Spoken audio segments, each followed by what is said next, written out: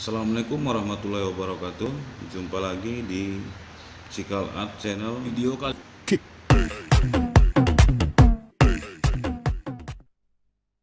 Bab 4, Wirausaha pengolahan makanan khas daerah yang dimodifikasi. Namun sebelum mulai, jangan lupa untuk klik like, share, dan subscribe.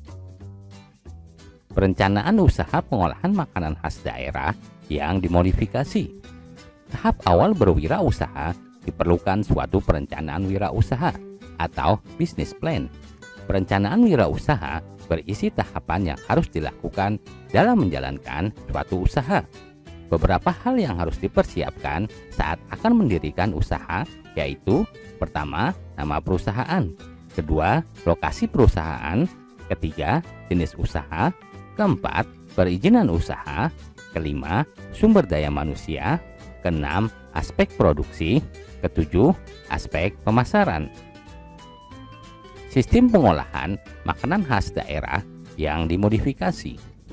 Makanan khas daerah yang dimodifikasi adalah makanan atau minuman yang diproduksi di suatu daerah yang merupakan identitas daerah tersebut dan menjadi pembeda dengan daerah lainnya. Kemudian dilakukan sentuhan inovasi pada produk tersebut sehingga mempunyai mutu yang lebih baik. Produk makanan hewani khas daerah adalah makanan khas daerah yang bahan baku utamanya berasal dari bahan hewani seperti ayam, daging sapi, ikan, dan telur.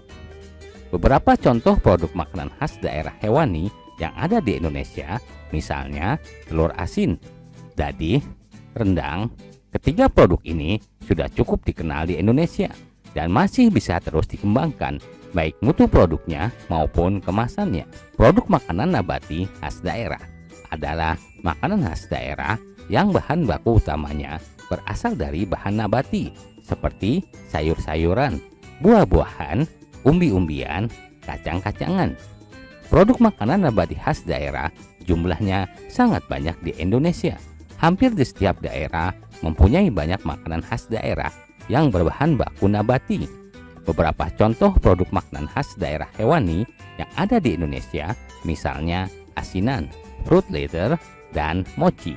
Ketiga produk ini juga sudah cukup dikenal di Indonesia, tetapi inovasi terhadap produk ini masih bisa terus dilakukan, baik inovasi produk maupun kemasannya. Perhitungan harga jual makanan khas daerah yang dimodifikasi. Harga jual adalah sejumlah harga yang dibebankan kepada konsumen yang dihitung dari biaya produksi dan biaya lain di luar produksi, seperti biaya distribusi dan promosi. Biaya produksi adalah biaya-biaya yang harus dikeluarkan untuk terjadinya produksi barang. Unsur biaya produksi adalah biaya bahan baku, biaya tenaga kerja, dan biaya overhead. Biaya overhead secara umum, biaya overhead dibedakan atas biaya overhead tetap, yaitu biaya overhead yang jumlahnya tidak berubah walaupun jumlah produksinya berubah. Kedua, biaya overhead variabel, yaitu biaya overhead yang jumlahnya berubah secara proporsional sesuai dengan perubahan jumlah produksi. Biaya yang termasuk dalam overhead adalah biaya listrik, bahan bakar minyak, dan biaya-biaya lain yang dikeluarkan untuk mendukung proses produksi. Jumlah biaya-biaya yang dikeluarkan tersebut menjadi harga pokok produksi. Metode penghitungan harga pokok produksi dapat dibuat dengan dua pendekatan. Pendekatan yang pertama adalah full costing dan yang kedua pendekatan variable costing. Pendekatan full costing memperhitungkan semua unsur biaya produksi, yaitu biaya bahan baku, biaya tenaga kerja produksi, dan biaya overhead, serta ditambah dengan biaya non-produksi seperti biaya pemasaran dan biaya administrasi dan umum. Sedangkan variable costing memisahkan penghitungan biaya produksi yang berlaku variabel dengan biaya tetap. Biaya variabel terdiri atas biaya bahan baku, biaya tenaga kerja produksi, dan overhead variabel, ditambah dengan biaya pemasaran variabel dan biaya umum variabel. Biaya tetap terdiri atas biaya overhead tetap, biaya pemasaran tetap, biaya administrasi tetap, dan biaya umum tetap. Metode penetapan harga produk secara teori dapat dilakukan dengan 3 pendekatan. Yang pertama, pendekatan permintaan dan penawaran. Kedua, pendekatan biaya. Dan ketiga, pendekatan pasar. Pendekatan permintaan dan penawaran dari tingkat permintaan dan penawaran yang ada. Ditentukan harga keseimbangan dengan cara mencari harga yang mampu dibayar konsumen dan harga yang diterima produsen, sehingga terbentuk jumlah yang diminta sama dengan jumlah yang ditawarkan. Pendekatan biaya menentukan harga dengan cara menghitung biaya yang dikeluarkan produsen dengan tingkat keuntungan yang diinginkan, baik dengan markup pricing dan break-even analysis. Pendekatan pasar merumuskan harga untuk produk yang dipasarkan dengan cara menghitung variabel-variabel yang mempengaruhi pasar dan harga, seperti situasi dan kondisi politik, persaingan, dan sosial budaya. Penentuan media promosi makanan khas daerah. Promosi merupakan salah satu strategi pemasaran. Strategi pemasaran produk memanfaatkan bauran dari strategi produk, place, price, dan promotion, atau dikenal pula dengan sebutan 4P. Pada pembelajaran sebelumnya telah dibahas tentang produk dan harga.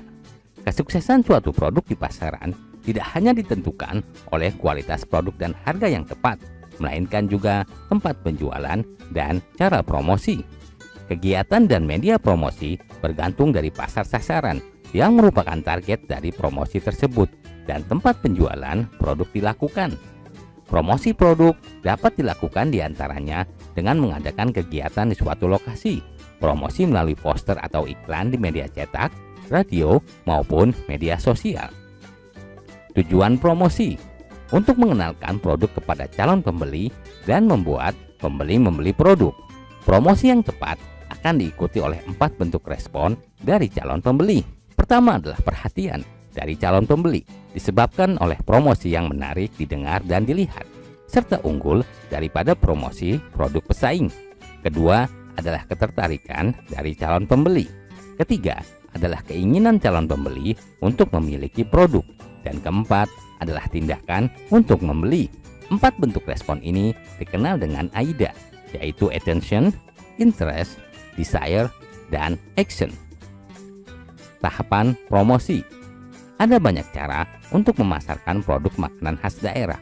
Tentu disesuaikan dengan kapasitas produksi yang sudah dibuat, sehingga kita bisa memperkirakan jangkauan pasar yang harus ditembus.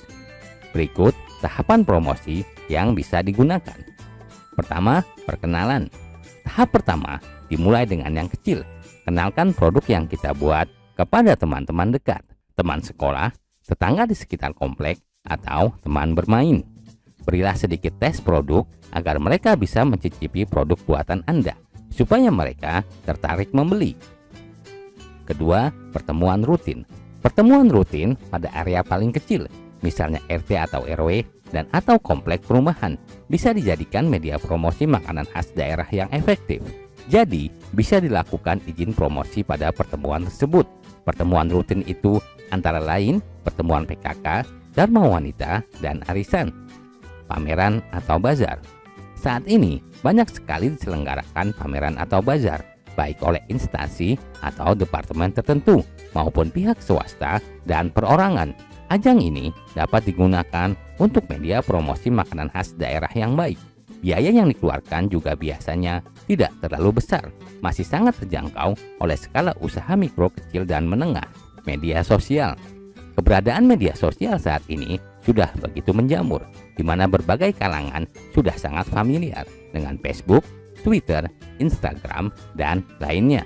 Hal ini tentu bisa dimanfaatkan untuk media promosi yang efektif dan efisien. Perbanyaklah teman dan follower untuk memperluas pemasaran. Bisa juga dengan membuat blog gratis atau website yang berbayar dengan relatif terjangkau harganya. Penjualan kreatif. Gunakan sistem penjualan yang kreatif yang hanya sedikit orang menjalaninya. Sebagai contoh, bisa memanfaatkan munculnya fenomena pasar kaget di hampir setiap kota di Indonesia, juga saat ada momen Car Free Day atau pada kesempatan lainnya. Analisis sistem konsinyasi yang dimodifikasi. Pengertian sistem konsinyasi.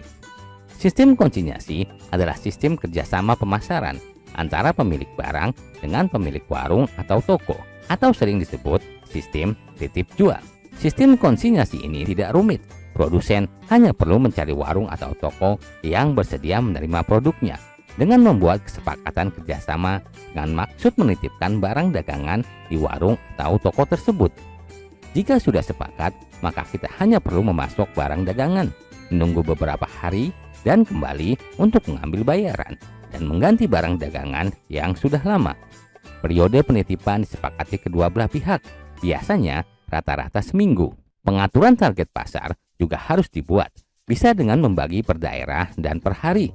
Misalnya, kalau melakukan penitipan barang dagangan setiap 1 minggu sekali, dilakukan pemilihan 7 wilayah untuk 7 hari dalam seminggu. Begitupun dalam penentuan jumlah warung atau toko di wilayah, ditetapkan berdasarkan kapasitas produksi dan target penjualan setiap warung atau toko.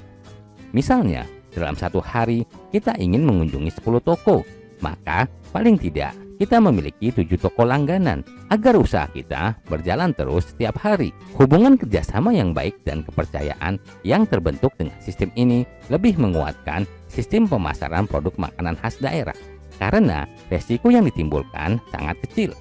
Satu sama lain saling mengenal dan terjalin hubungan simbiosis mutualisme yang cukup baik. Demikianlah videobook rangkuman materi pelajaran prakarya dan kewirausahaan. Sampai jumpa di video lain.